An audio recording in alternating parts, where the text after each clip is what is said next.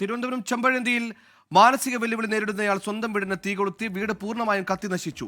മകൻ വീടിന് തീ കൊളുത്തിയതോടെ അമ്മ അംബികയ്ക്ക് കയറിക്കിടക്കാൻ ഇടമില്ലാതെയായി. അജീഷ് ജയകുമാർ തിരുവനന്തപുരത്തും ചെയ്തു. അജീഷ്, മാനസിക വൈകല്യമുള്ള ഒരു കുട്ടി, മകൻ വീടിന് തീയിടുന്നു. ഈ അർദ്ധരാത്രിയിൽ അമ്മ പുറത്താകുന്നു, നടുറോഡിലാകുന്നു, കയറിക്കിടക്കാൻ ഒരു കൂരയില്ലാതെ അഭയം തേടുകയാണ് അവർ.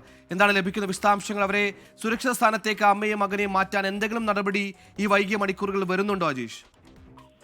സുഹേൽ, ഇപ്പോൾ ഈ സ്ഥലത്ത് പോലീസും അതേപോലെ തന്നെ തദ്ദേശ സ്ഥാപനത്തിലെ പ്രതിനിധികളും എത്തിയിട്ടുണ്ട്. അവരിപ്പോൾ എങ്ങോട്ടേക്ക് മാറ്റാനാകുമെന്നുള്ളൊരു ചർച്ച നടന്നുകൊണ്ടിരിക്കുകയാണ്. ഇപ്പോഴും ഈ വീടിന് പുറത്ത് തന്നെയാണ് ഈ അമ്മയും മകനും ഉള്ളത്. ഇന്ന് രാത്രി 8:30 മണിയോടെയാണ് ഈ സംഭവം നടക്കുന്നത്.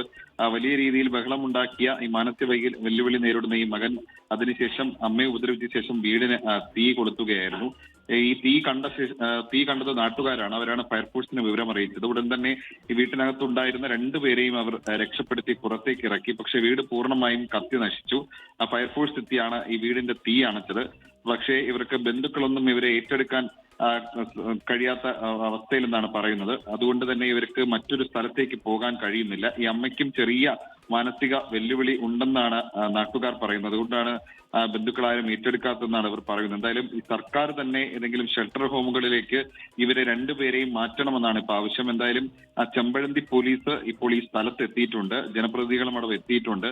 അതുകൊണ്ട് ഇവരെ എങ്ങോട്ടേക്ക് മാറ്റാനാകുമെന്നുള്ള ഒരു ചർച്ച ഇപ്പോഴും നടക്കുകയാണ്. പക്ഷേ ഈ പെരുമഴയത്തും ഈ അമ്മയും മകനും ഇപ്പോഴും വീടിന് പുറത്ത് തന്നെ നിൽക്കുകയാണ്. വീടിന് പുറത്ത് കുടപിടിച്ച് നിൽക്കുന്ന വയോധികയുടെ ചിത്രം നൊമ്പരപ്പെടുത്തുന്നതാണ്. ചർച്ചകൾ വേഗം പുരോഗമിക്കട്ടെ, പൂർത്തിയാകട്ടെ. ഉടൻ തന്നെ അമ്മയും മകനെയും വേറൊരിടത്തേക്ക് സുരക്ഷിത സ്ഥാനത്തേക്ക് മാറ്റാനാകട്ടെ. ഉടൻ തന്നെ അതുണ്ടാകുമെന്ന് പ്രതീക്ഷിക്കാം.